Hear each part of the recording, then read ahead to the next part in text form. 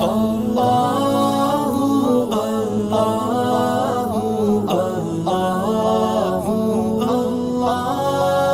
اللہ الرحمن الرحیم۔ جنت میں وہ سب کچھ ہوگا جو نفسوں کی خواہش ہوگی۔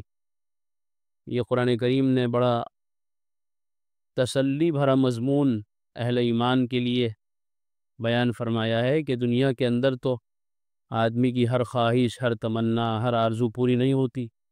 کتنی آرزویں ایسی ہیں کہ آدمی جن کو لے کے مر جاتا ہے، کتنی تمنائیں ایسی ہیں کہ جن کے ساتھ انسان دفن ہو جاتا ہے، کتنے ارمان دل ہی دل میں رہ جاتے ہیں، پورے نہیں ہوتے ہیں۔ لیکن جنت کی یہ خوبی ہے کہ وہاں اللہ رب العزت انسان کی ہر خواہش کو پورا فرمائی ہے۔ انسان کے من میں جو آئے گا، جو اس کی خواہش ہوگی، جو اس کی تمنا آرزو ہوگی، اللہ رب العزت اس کو پورا فرما دے گی۔ اس لیے بار بار یہ مضمون دہرایا جاتا ہے کہ انسان کو دنیا میں رہ کر من مانی زندگی کے بجائے رب چاہی زندگی گزارنی چاہیے۔ اللہ جو کہہ رہے ہیں، اللہ جو چاہ رہے ہیں وہ کرنا چاہیے۔ جب اللہ کی بات مان کے ہم جنت پہنچ جائیں گے، پھر ہم جو چاہیں گے وہ کریں گے۔ لیکن یہاں اگر ہم وہی کرنے لگ جائیں جو ہمارا من چاہ رہا ہے تو پھر بڑی ناکامی کی بات ہو جائے گی، اور یہاں بھی ناکامی اور آخرت میں بھی ناکامی۔ اس لیے عقل مندی اسی میں ہے کہ یہاں آدمی اپنے نفس کو قربان کر دے، اپنی تمام خواہشات کو اللہ کے احکام کے آگے ذبح کر ڈالے۔ قربانی کا پیغام بھی یہی ہے، قربانی کا مقصد ہی یہی ہے تاکہ ہمارے اندر یہ جذبہ پیدا ہو جائے، جیسے ہم اللہ کا نام لے کر، اللہ کا حکم سمجھ کر اس بے زبان جانوروں کو ذبح کر دیتے ہیں۔ رحم تو بہت آتا ہے کہ بیچاروں کو ایسے ایک لمحے میں ذبح کر دیا جاتا ہے، شور کرتے رہ جاتے ہیں، چیختے چلاتے رہ جاتے ہیں، لیکن اللہ کا حکم ہے، پورا کرنا ہے۔ تو اللہ کے تو اور بھی بہت سارے حکم ہیں، ان میں بھی ہمیں یہ جذبہ اپنا باقی رکھنا ہے۔ جیسے ہم ان پر ترس نہیں کھاتے اس لیے کہ اللہ کا حکم ہے، وہ پہلے ہے ہمارے لیے، اسی طرح اور جتنے جذبات ہیں، جتنی نفسانی خواہشات ہیں، اس موقع پر بھی ہم اپنا یہ جذبہ زندہ رکھیں کہ اللہ کا حکم کیا ہے۔ نفس ہمارا چاہے کچھ بھی کہے، خواہش ہماری چاہے کچھ بھی ہو، یہ دیکھے کہ اللہ کا حکم کیا ہے، اس وقت اللہ تعالیٰ کیا چاہتے ہیں۔ جس نے یہاں رب چاہی زندگی گزار لی، اس کو آخرت میں من چاہی زندگی ملے گی، اور اگر یہاں اس نے من چاہی زندگی گزار لی تو پھر آخرت میں اس کو سوائے ناکامی کے اور سوائے ذلت و رسوائی کے کچھ نصیب نہیں ہوگا۔ اس لیے قرآن ہمیں مضمون بار بار بیان کر کے سمجھاتا ہے۔ سورہ زخرف کی آیت ہے وَفِيهَا مَا تَشْتَهِيهِ الْأَنفُسُ وَتَلَذُّ الْأَعْيُنُ وَأَنْتُمْ فِيهَا خَالِدُونَ، اور وہاں وہ ہے نفسوں کو جس کی خواہش ہوگی اور جس سے آنکھوں کو لذت ہوگی۔ آج ہم دنیا کی چیزوں کو دیکھ کر اپنی آنکھوں کو ٹھنڈا کرتے ہیں، اپنی آنکھوں کو راحت پہنچاتے ہیں، اور کتنے ہی سر پھرے ایسے ہیں کہ جو اللہ کی دی ہوئی ان بڑی نعمت آنکھوں کو غلط استعمال کرتے ہیں، غلط جگہ ان کو ڈالتے ہیں اور ان سے لذت حاصل کرتے ہیں، اور گناہ بے لذت کے اندر ملوث ہو جاتے ہیں۔ گناہ بے لذت، کوئی غیر محرم گزر رہی ہے تو اس سے کیا ہوا صرف دیکھنے سے، اس کو کہتے ہیں گناہ بے لذت، اور ان سے کہہ دیا جائے گا کہ تم اس میں ہمیشہ رہنے والے ہو، ہمیشہ رہنے والے ہو۔ دنیا کی تو ہر چیز فانی ہے، ہر چیز عارضی ہے، ایک نئی دن یا تو وہ چیز چلی جائے گی یا چیز استعمال کرنے والا چلے جائے گا، دونوں میں سے کسی ایک کو دوسرے سے جدا ہونا ہی ہونا ہے۔ لیکن جنت اور اس کی نعمتیں ایسی ہیں کہ نہ جنتی جدا ہوگا اور نہ نعمتیں جدا ہوں گی۔ جب سب کچھ خواہش نفس کے مطابق ہوگا تو کسی طرح کی روحانی یا جسمانی اذیت اور تکلیف کا نام بھی نہ ہوگا۔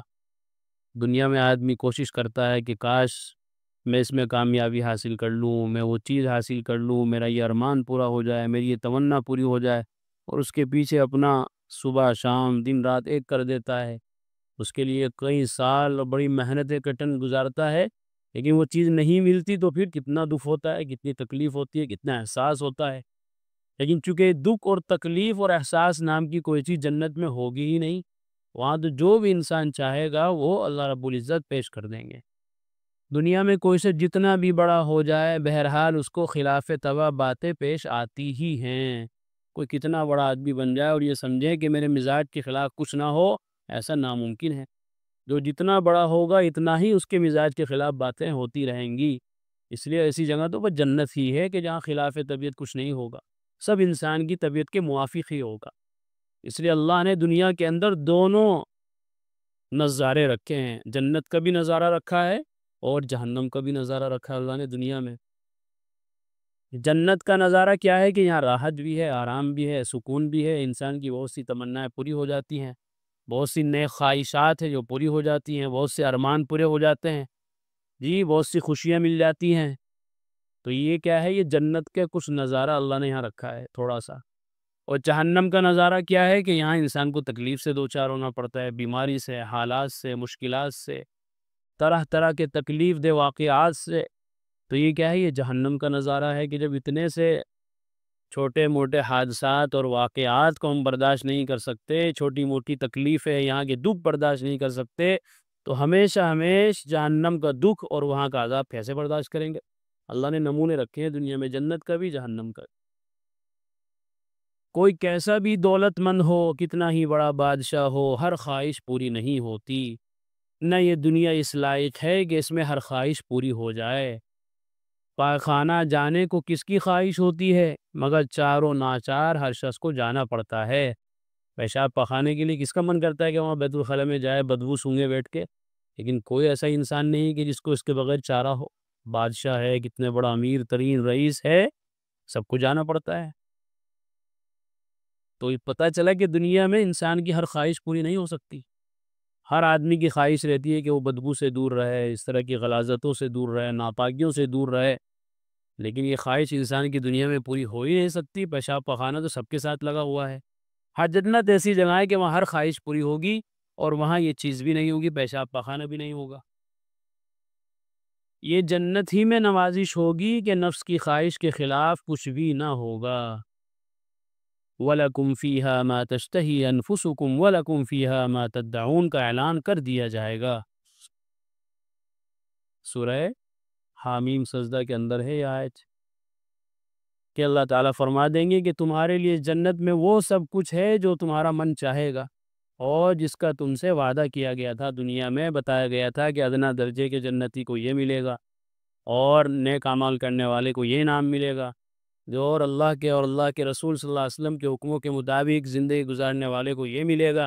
وہ جو وعدے تم سے کیے گئے تھے قرآن و حدیث میں، وَلَكُمْ فِيهَا مَا تَدَّعُونَ، وہ سارے وعدے پورا کرنے کی جگہ کیا ہے؟ جنت۔ اللہ تعالیٰ سارے وعدے وہاں پورے فرمائیں گے، سارے ارمان پورے فرما دیں گے، ساری خواہشات پوری ہوں گی۔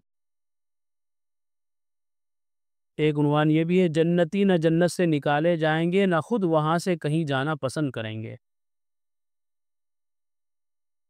سورہ ہجر میں ارشاد فرمایا، لا یمسہم فیہا نصب وما ہم منہا بمخرجین، نہ ان کو ذرا کوئی تکلیف پہنچے گی اور نہ وہ وہاں سے نکالے جائیں گے۔ کبھی کوئی کانٹا بھی نہیں چبھے گا، کبھی سر میں بھی درد نہیں ہوگا، ذرہ برابر کوئی تکلیف اور پریشانی نام کی چیز ہی نہیں ہوگی۔ اور بڑی بات یہ ہوگی کہ وہاں سے ان کو نکالا نہیں جائے گا۔ ایسا نہیں کہ وہ چند دن کے لیے قیام ہے اور پھر پھینک دیا جائے گا کہیں اور، جیسے دنیا میں ہوتا ہے۔ انسان آیا ہے چند روز کے لیے، چند سالوں کے لیے، اور پھر قبر کے پیٹ میں جا کے دفن ہو جاتا ہے۔ ساری عیش عشرت اسباب وسائل، یار دوست اعزا اقربا، چاہنے والے مر مٹنے والے، سب اس سے دور ہو جاتے ہیں۔ لیکن جنت ایسی جگہ نہیں ہے، وہاں تو آدمی ایک دفعہ داخل جو ہو گیا تو بس ہو گیا، ہمیشہ وہیں رہے گا۔ سورہ کہف کے آخر میں فرمایا، ان الذین آمنوا وعملوا الصالحات کانت لهم جنات الفردوس نزلا خالدین فیہا لا یبغون عنہا حولا۔ سورہ کہف کی بڑی فضیلت ہے، ہم پڑھتے بھی ہیں، لوگ پڑھتے ہیں، لیکن چونکہ بے سمجھے پڑھتے ہیں تو مزہ ہی نہیں آتا کہ سورہ کہف کے اندر کتنے اہم مضامین اللہ نے رکھے ہیں، اس کی اتنی فضیلت کیوں ہے۔ یہ دیکھیے کتنا اہم مضمون اس صورت کے اندر بیان ہوا ہے 2 آیتوں کے اندر۔ بے شک جو لوگ ایمان لائے اور نیک کام کیے، ان کی مہمانی کے لیے فردوس کے باغ ہوں گے۔ فردوس یہ جنت کا سب سے اعلیٰ مرتبہ ہے، جنت الفردوس جس کو کہتے ہیں،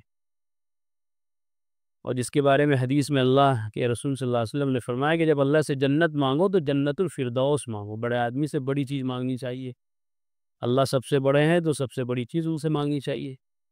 وہ کیسی ہوگی جنت الفردوس؟ کہ جن میں جنتی ہمیشہ رہیں گے، وہاں سے کہیں جانا نہ چاہیں گے، نہ تو نکالا جائے گا اور نہ خود نکلنا چاہیں گے۔ نعمتوں میں سے کون نکلنا چاہتا ہے؟ راحت اور آرام کس کو برا لگتا ہے؟ اور وہاں تو ہر طرف ایسی نعمتیں نچھاور کر دی جائیں گی کہ جنتی اسی کے اندر کھو جائے گا، چونکہ کوئی تکلیف ہی نہ ہوگی اور ہر خواہش پوری کی جائے گی، اس لیے وہاں سے کہیں جانے کو جی نہ چاہے گا اور نہ منتقل ہونے کی ضرورت ہوگی۔ انسان کو کہیں کوئی تکلیف ہوتی ہے تو وہ مکان بدل لیتا ہے، رہائش بدل لیتا ہے، یہاں بیٹھا ہے، یہاں کوئی تکلیف ہے تو وہاں جا کے بیٹھ جاتا ہے، لیکن وہاں تو کوئی تکلیف ہی نہیں ہے تو پھر نکلنے کا مطلب ہی کیا ہے؟ اور کتنی دفعہ ایسا ہوتا ہے کہ بھائی گھر میں رہ کے وہ خواہش پوری نہیں چلے جا رہا، وہاں جا کے سیر و تفریح کر لو، ہوٹل میں جا کے، کسی پارک میں، میدان میں، یہاں پوری نہیں ہو رہی تو کسی دوسرے شہر میں چلیں ذرا سیر و تفریح کرنے، تاج محل دیکھنے اور یہ دیکھنے وہ دیکھنے، کیونکہ ضرورت پوری نہیں ہو رہی یہاں رہ کے۔ لیکن جنت چونکہ ایسی جگہ ہوگی کہ وہاں کوئی خواہش ناقص ہی نہیں رہے گی تو پھر نکلیں گے کیوں؟ کچھ ایسا ہوگا ہی نہیں جو یہاں نہ ہو اور باہر ہو، سب چیزیں اللہ تعالیٰ وہاں پہنچا دیں گے، اس لیے وہاں سے کہیں جانے کو جی نہ چاہے گا اور نہ منتقل ہونے کی ضرورت ہوگی، سب کچھ وہیں موجود ہوگا، کروڑوں اربوں میل جنت کا پھیلاؤ ہوگا، اور آپس میں ملنا جلنا ہوگا، محبت اور بے تکلفی ہوگی، عزیز قریب دوست احباب سب وہیں موجود ہوں گے، خالق کائنات راضی ہوگا، پھر اس صورت میں وہاں سے باہر جانے کا ارادہ کرنا بے معنی ہوگا۔ سب کچھ جب یہی مل رہا ہے تو باہر جانے کی کیا ضرورت؟ گھر میں رہ کے آدمی اکتا جاتا ہے تو سمجھتا ہے کہ یار چلو خالہ کے یہاں چلے، ماموں کے یہاں چلے، اکتا گئے، بہت دن ہو گئے، ذرا آب و ہوا منتقل ہو جائے گی، ذرا تھوڑا دل بہل جائے گا، من بہل جائے گا، نانی کے یہاں چلیں، دادی کے یہاں چلے، وہاں گھومنے چلے، یہاں گھومنے چلے، لیکن جنت تو ایسی جگہ ہوگی کہ وہاں سارے عزیز و اقارب اکٹھے ہوں گے، سب دوست احباب وہیں ہوں گے، ساری نعمتیں وہیں ہوں گی، تو پھر جائیں گے کس سے ملنے؟